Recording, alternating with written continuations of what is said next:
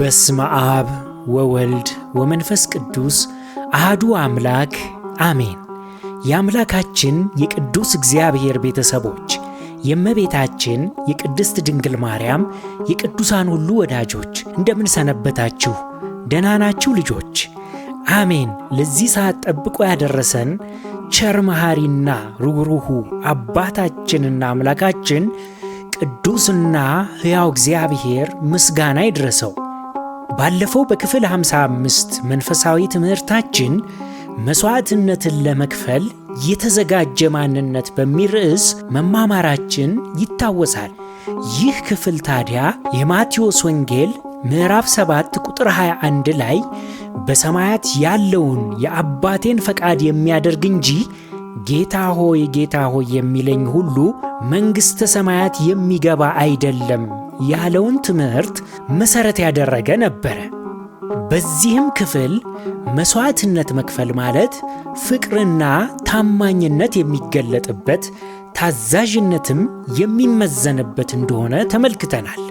ከዚህ ጋር ተያይዞ የእግዚአብሔር አብ ፈቃድ ምንድን ነው ስንል የመጀመሪያው በልጁ በጌታችን መድህናችን ኢየሱስ ክርስቶስ የሕያው የእግዚአብሔር ልጅነት አምላክነት ማመን ነው።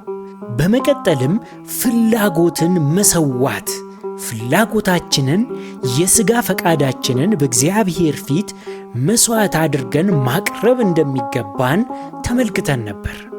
በዛሬው መርሃ ግብራችን ደግሞ ለእግዚአብሔር ምን ያህል ቅርብ ነን፣ ያለንበት ደረጃስ በሚል ርዕስ የምንማማር ይሆናል። አምላካችን ቅዱስና ሕያው እግዚአብሔር ያስተምረን።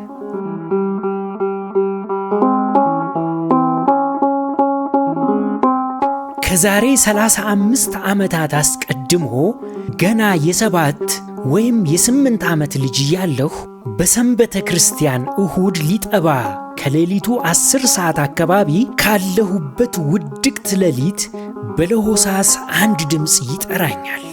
ልጄ፣ የኔ ልጅ፣ አንተ ተነስ፣ ተነስ ንቃ። በእንቅልፍ ልብ ውስጥ ሆኜ ስሰማው በመጀመሪያ ሕልም ይመስለኛል።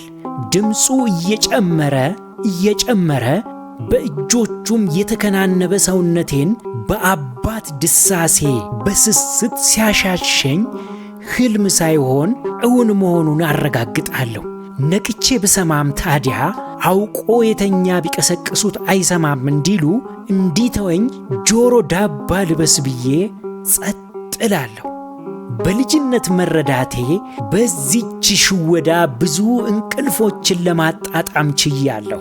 ይህችን ዳተኝነት የነቃው አባቴም የለሆሳስ ድምፁ እየጎረነነ ውዝዋዜውም እንደሚናጥ ወተት ከወዲያ ወዲህ ይገፋኝና ይስበኝ ይጀምራል። ኮስተር ባለ ድምፀትም አንተ ልጅ ተነስ፣ ሰንበት አይደለም እንዴ? ተነስ፣ ቤተ ክርስቲያን እንሄዳለን ይላል። ልቤ ባይፈቅድም ግዴታ መሆኑን በመረዳት አንድም ከዚህ ቀጥሎ የሚከተለውን በማገናዘብ አሁን ገና ድምፁን የሰማሁት አስመስዬ መንጠራራት ጀምራለሁ።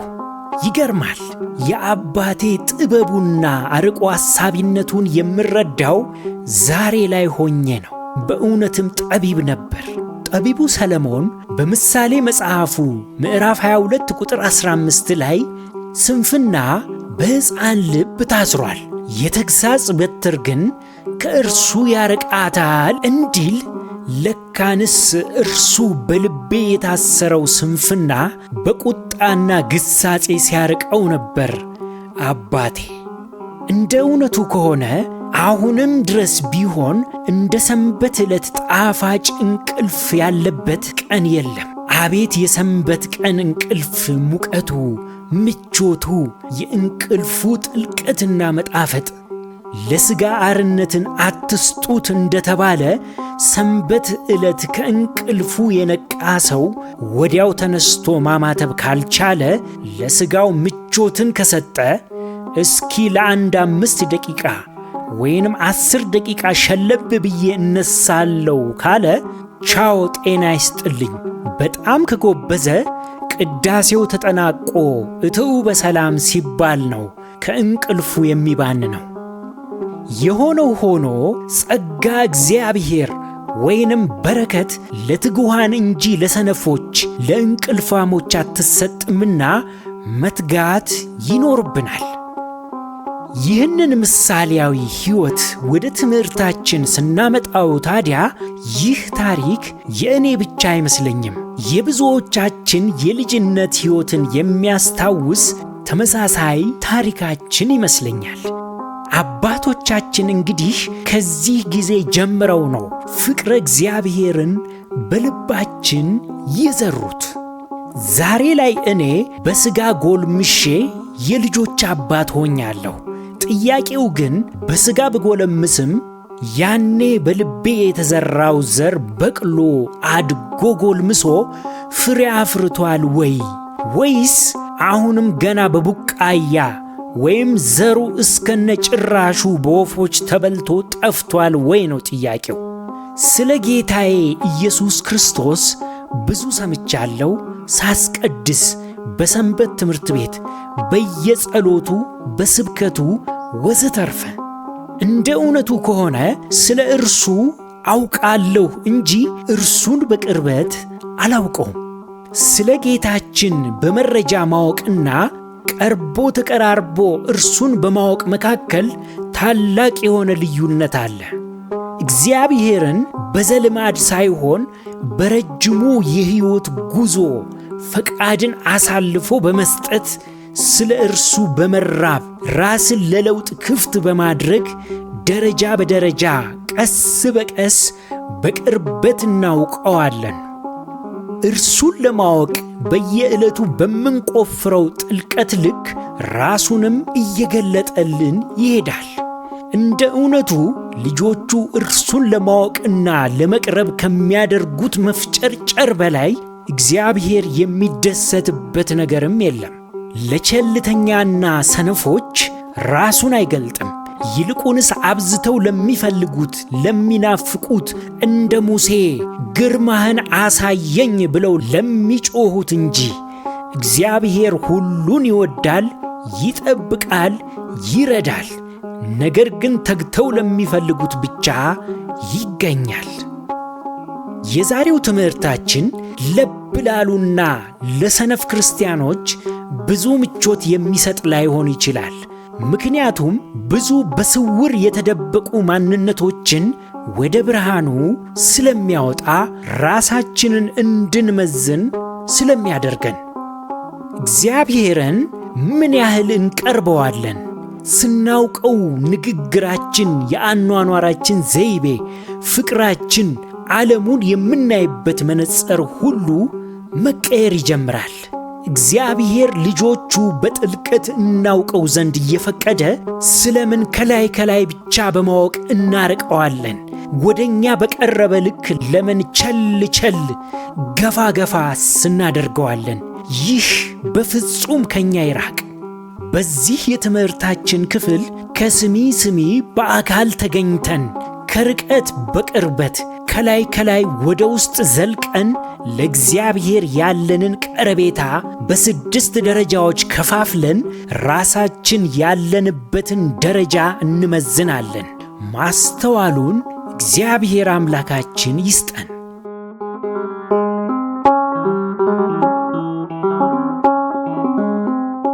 ስድስቱ ለእግዚአብሔር ያለንን ቀረቤታ የሚያሳዩ መለኪያ ደረጃዎች።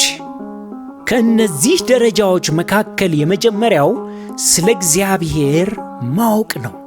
ይህ ደረጃ ብዙ አላፊ አግዳሚዎች፣ አማኙና አሕዛቡ፣ በዘልማድ የሚመላለሰው ሁሉ የሚገኝበት ነው። በዚህ ደረጃ የሚገኙ ብዙዎች እግዚአብሔርን ያደንቁታል፣ ቃሉንም ይወዱታል። መንገዱን ግን አይፈልጉም፣ ውጣ ውረድ ስለሚኖረው። ሽልማቱንና በረከቱን ይናፍቃሉ፣ መስቀሉን መሸከም ግን ይጎረብጣቸዋል። የተጠራነው ለቲፎዞነት አይደለም፣ ላባችንን አንጠፍጥፈን ትንፋሽ እስኪያጥረን ሜዳ ገብተን እንጫወት ዘንድ እንጂ። ብዙዎቻችን ክርስቲያኖች ለሃይማኖታችን ቲፎዞዎች እንጂ ተጫዋቾች አይደለንም። ክርስቶስን መከተል የሚጠይቀውን ዋጋ ለመክፈል ሳይሆን እንደ ደጋፊዎች ከሜዳ ውጪ ወንበር ላይ አርፈን ተቀምጠን እንደ ልብ እየበላንና እየጠጣን ደስ ያለንን ስሜት ያቀበለንን የምናንጸባርቅ ሆይ ሆይ ባዮች ነን። ሕይወታችን የኳስ ደጋፊዎች ስለሚወዱት ተጫዋች እንደሚሰጡት ትንታኔ ይመስላል። ተጫዋቹ እከሌ ይሄን ይወዳል፣ ይጠላል፣ እንዲህና እንዲያ። እግዚአብሔር ግን ትንታኔ እንድንሰጥ ሳይሆን ቀርበን እንድንሰለጥን ወደ ፍልሚያ ሜዳውም እንድንገባ ይፈልጋል። ስለዚህ እዚህ ደረጃ ላይ የሚገኙ ስለ እግዚአብሔር በተወሰነ መልኩ መረጃ ያላቸው ናቸው።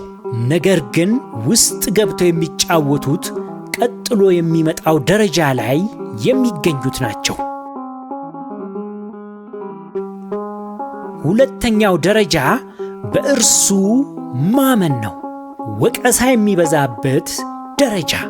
ስለ እግዚአብሔር አውቀናል፣ አምነናል፣ በተወሰነ ደረጃም ቢሆን ተረድተናል። የአጨዋወት ሕጉንም ሰምተናል። ነገር ግን ተጫዋች ሜዳ ገብቶ ደስ እንዳለው አይጫወትም። የአጨዋወት ሕግና ሥርዓት አለ። ለአጫዋቹ ዳኛም መታዘዝ ግድ ይላል። ይሄ ደረጃ በጥብቅ ዲሲፕሊን መመራት፣ ተደጋጋሚ ትሬኒንግ ማድረግ፣ መታዘዝ፣ ላብን ማንጠፍጠፍ፣ የአመጋገብ ሥርዓትን ማስተካከል የሚፈለግበት ደረጃ ነው። እንደምንሰማው ብዙዎች የሀገራችን የኳስ ተጫዋቾች ለብዙ ሲጠበቁ ወድቀው የሚቀሩት እዚህ ደረጃ ላይ ነው። በመንፈሳዊ ሕይወትም ከማመን በመቀጠል መታዘዙ ይለጥቃል። እንደ ሀገራችን ተጫዋቾች የመስቀሉ ሸክም የሚመጣብን እዚህ ደረጃ ላይ ነው። ማመን አጋንንትም ያምናሉ ይንቀጠቀጡማል ተብሏል፣ አይታዘዙም እንጂ። ማመን የሩጫ ማስጀመሪያ እንጂ የሚበጠስ የፍጻሜ ክር ያለበት ቦታ አይደለም። ራሳችንን ካልገዛን ማመናችንም ይሞታል። ማመናችን ከቀድሞ አጉል ልምዳችን ካልለወጠን ብዙ ርቀት መራመድም አንችልም። ጌታችንም ደጋፊ አማኞችን አይፈልግም፣ በሕጉ የሚጫወቱ ታዛዦችን እንጂ። እንግዲህ እዚህ ደረጃ ላይ መጫወት ሲያቅተን የህሊና ወቀሳ፣ ጸጸት፣ ቁጭት፣ ሐዘን፣ የተስፋ ማጣት ስሜቶች ሁሉ ሊፈራረቁብን ይችላሉ። እነዚህ ውርጅብኞች ታዲያ ለቀጣዩ እድገት ተግቶ ለመስራት መሰረቶች ናቸው። እግዚአብሔር የክለብ ባለቤት ሳይሆን አሰልጣኝ ነው። ልዩነቱ የክለብ ባለቤት የሚሰለጥን የሚማር ሳይሆን የሰለጠነና የተማረ ተጫዋችን ይፈልጋል። ካልሆነ አውጥቶ ጥሎህ ሌላ ተጫዋች ይገዛል። አሰልጣኝ ግን ከነድክመትህ ከነማንነትህ ተቀብሎ አብሮህ እየዋለና እያደረ በቅርብ እየተከታተለ ጥሩ ተጫዋች ያደርግሃል። ከጀርባህም ሆኖ በሜዳ ላይ እንድትገለጥ የመሸጫ ዋጋህም ከፍ እንዲል ይሰራል። አሰልጣኙ እግዚአብሔር በእውነቱ ድንቅ አሰልጣኝ ነው። ታዲያ እንዲህ ያለውን አሰልጣኝ ትእዛዝ ቸል ብሎ ማለፍ እንዴት ይቻል ይሆን? በእውነት ከማንም በላይ ትወደዋለህ፣ ትፈራዋለህ፣ ታከብረውማለህ።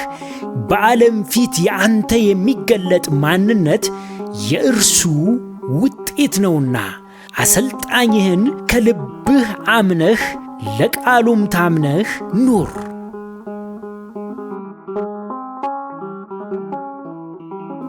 በእግዚአብሔር ካመንን በኋላ ቀጣዩ ሦስተኛው ደረጃ የመተዋወቂያ ጊዜ፣ የልምምድ መድረክ ወይንም ሜዳ ነው። አንዳንድ ጊዜ በጸሎት ላይ ስታስቀድሱ ወይም ተመስጦ ላይ ሳላችሁ ወይም ቃሉን በምታደምጡና በምትሰሙ ጊዜ ልትገልጡትና ልትናገሩት የማትችሉት ኃይል፣ ደስታ፣ ሰላም፣ ፍቅርና ተስፋ ተሰምቷችሁ ያውቃል? ይህ የመተዋወቂያ መድረክ ቅምሻ ናት። የበለጠውን ደጋግመን እንፈልግ ዘንድ ጌታችን ታዲያ ይህችን ቅምሻ እንድናሳድድ ሳይሆን በሕይወት ዘመናችን በውስጧ እንኖር ዘንድ ነው ፈቃዱ። በሀገራችን ገበሬዎች ላም አልሄድም ብላ ስትለግም አሞሌ ጨው አንዴ ያልሷትና ከፊት ከፊቷ ይሄዳሉ። ላሚቱም አሞሌውን ለመላስ ስትከተል ገበሬዎች ካሰቡበት ቦታ ያደርሷታል። እግዚአብሔርም እንዲህ አይነት የመተዋወቂያ ቅምሻዎችን በሕልም ወይንም በራእይ ሲገልጥ ወዳሰበልን ታላቅ ዓላማ ግብዣ እየወሰደን እንጂ ቅምሻ ፍጻሜው አይደለም። በቅምሻ ደረጃ ረግተው እንደ ታሪካቸው እየተረኩ የሚኖሩ ስላሉ ነው። እንግዲህ ከእግዚአብሔር ጋር ከተዋወቅን በኋላ ቀጥሎ የሚመጣው አራተኛው ደረጃ ከእግዚአብሔር ጋር ጉዞ ማድረግ ነው። የወዳጅነት መሠረት የሚጣልበት በሰንበት ወይም በዕረፍት ቀን በበዓላት ብቻ ሳይሆን ዕለት ዕለት ከእርሱ ጋር ከመዳህ ጀምሮ ዳዴ መራመድና መሮጥ ደረጃዎች ይኖሩታል። ከእግዚአብሔር ጋር የሚኖረን ጉዞ ተደነቃቅፎ መውደቅና መነሳትም እንደተጠበቀ ነው። ጉዞው ታዲያ ቀጣይነት ያለው እውነተኛ አልፎም ዋጋ የሚያስከፍለን ነው። ይህንን ጉዞ ስትለማመድ ጌታ ሆይ ጉዞዬን ባርክ ማለቱን ታቆምና ጌታ ሆይ ወዴት እየሄድክ ነው? አብሬህ እንድጓዝ እባክህ ፍቀድልኝ ማለት ትጀምራለህ። ብዙዎች የክርስቶስን በረከት፣ ፈውስ ተከትለው ይሮጡ ነበር። የፈለጉትን ባገኙ ጊዜ ግን ወደ ኋላቸው ተመልሰዋል። እስከ ቀራንዮ አብረውት የተጓዙት በጣም ጥቂቶቹ ናቸው። የእኛስ ጉዞ የትኛው ነው? ክርስቶስን የምንፈልገው ለሆነች ዓላማ ችግራችን እስክትቀረፍ ወይስ በየዕለቱ የቅርብ ወዳጃችን ልናደርገው? እንዲህ ከሆነ እውነተኛ ወዳጆች በሳምንት ወይም የሆነ ጊዜ ሲመቻቸው የሚገናኙ ሳይሆን የሕይወትን ውጣ ውረድ ሁሉ ተቋድሰው ይዘልቃሉ። ከፍታና ዝቅታ፣ ሐዘንና ደስታም አይለያቸውም፣ አያራርቃቸውም። ጌታችን እንዲህ ያለ ወዳጅ ነው የሚፈልገው።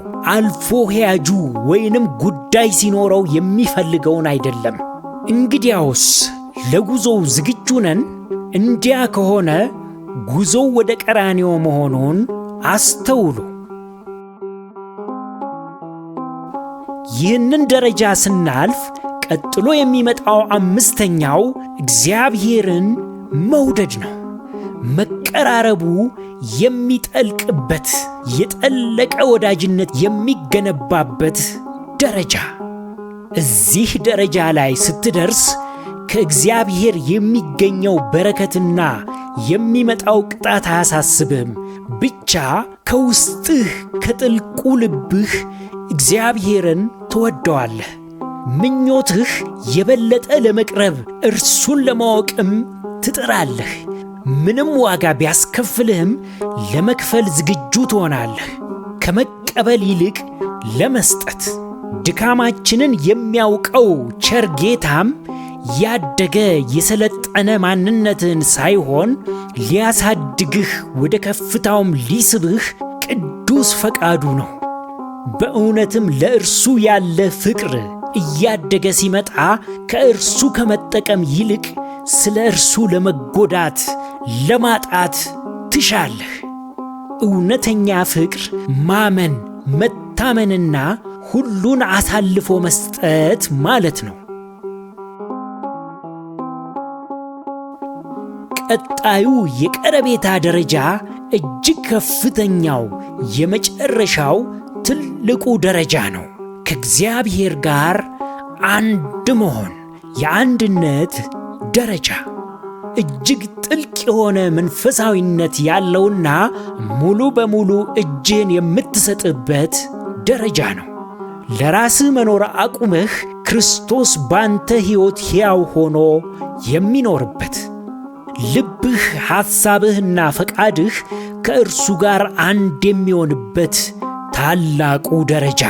ከእግዚአብሔር ጋር አብረህ ለመጓዝ አትፈልግም፣ በአንተ ውስጥ ሆኖ እንዲጓዝ እንጂ። ራስን ለመግዛት አትታገልም፣ ሙሉ በሙሉ ራስን አሳልፈህ ሰጥተሃልና። እጅግ በጣም ጥቂቶች ብቻ እዚህ ደረጃ ላይ ይደርሳሉ። ይህም የሚሆነው እግዚአብሔር ለአንዱ ሰጥቶ ለሌላው ስለነሳ አይደለም፣ የብዙዎች እድገት አንድ ቦታ ላይ ስለሚቆም እንጂ። ሙሉ በሙሉ ራሳቸውን ክደው መስቀሉን ስለማያነሱ የሆነ ቦታ ላይ የሚገጥማቸው ታኮ ወይንም እንቅፋት መስቀሉን ከጫንቃቸው ላይ አስፈንጥረው እንዲጥሉት ያደርጋቸዋል።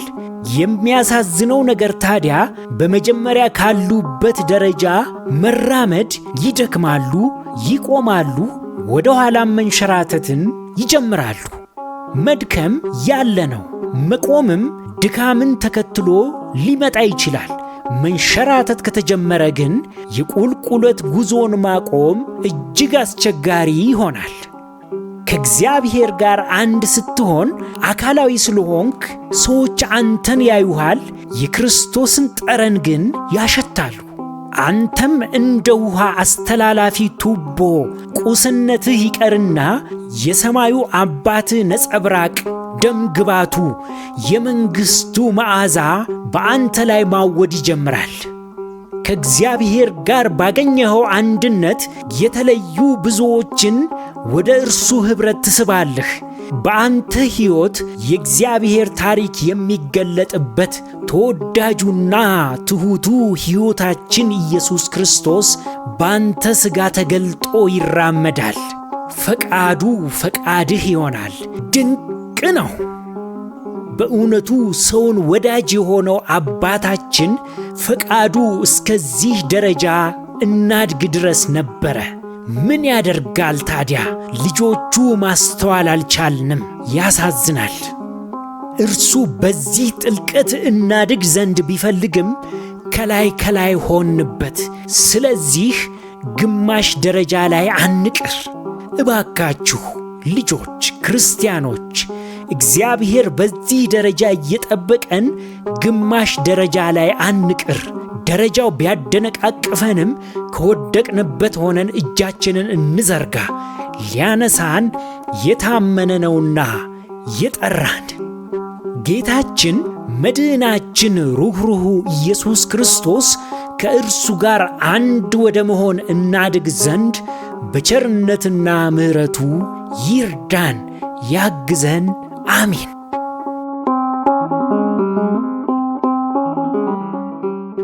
ማጠቃለያ፣ ለእግዚአብሔር ምን ያህል ቅርብ ነን? ያለንበት ደረጃስ? በሚል ርዕስ ተማምረናል። በዚህም ለእግዚአብሔር ያለንን ቀረቤታ የሚለካበት 6 ደረጃዎችንም ተመልክተናል። እነርሱም የመጀመሪያው ደረጃ ስለ እግዚአብሔር ማወቂያ ደረጃ ነው። ብዙዎች እርሱን ሳይሆን ስለ እርሱ የሚያውቁበት። ቀጥሎ የሚመጣው በእርሱ የምናምንበት ነው። ሐሳብና ኑሯችን አልጣጣም እያለ እምነት ከተግባራችን የሚጋጭበት በመሆኑ ወቀሳው፣ ሰላምና ደስታ ማጣቱ የሚፈራረቅበት ሁለተኛው ደረጃ። ሦስተኛው ደረጃ የመተዋወቂያ ደረጃ ነው። የእግዚአብሔርን ሕልውና መገለጥ መናገር ባንችልም ፊል የምናደርግበት የቅምሻ ደረጃ ናት። የበለጠ እንፈልገው ዘንድ የምትሰጥ የዳረጎት ደረጃ። አራተኛው ደረጃ ከእግዚአብሔር ጋር ጉዞ የሚጀመርበት ነው። ከመዳህ ጀምሮ ዳዴ፣ ድክ ድክ፣ እርምጃና ሩጫን የምንሰለጥንበት። አምስተኛው እግዚአብሔርን የምንወድበት፣ ቀረቤታችን የሚጠልቅበት፣ ከመቀበል ይልቅ ለመስጠት የምንዘጋጅበት የፍቅር ደረጃ። በመጨረሻም ትልቁ ስድስተኛው ደረጃ ከእግዚአብሔር ጋር አንድ የምንሆንበት የአንድነት ደረጃ። ሐሳቡ ሐሳባችን፣ ፈቃዱ ፈቃዳችንም ይሆናል። ሕይወትና ኑሯችንም የእርሱ መልክ የሚንጸባረቅበት፣ መዓዛው የሚያውድበት ይሆናል።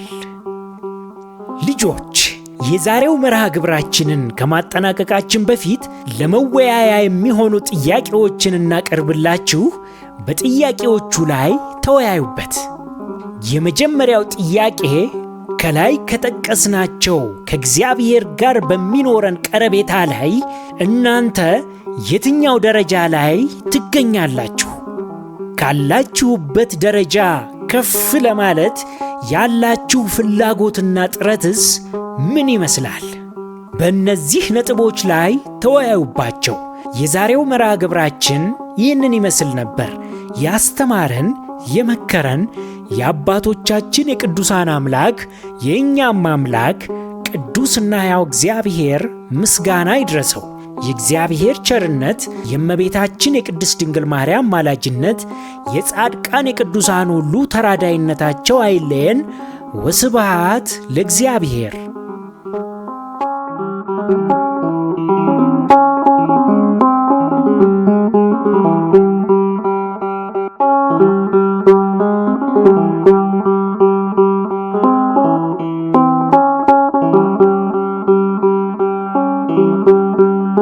Thank you.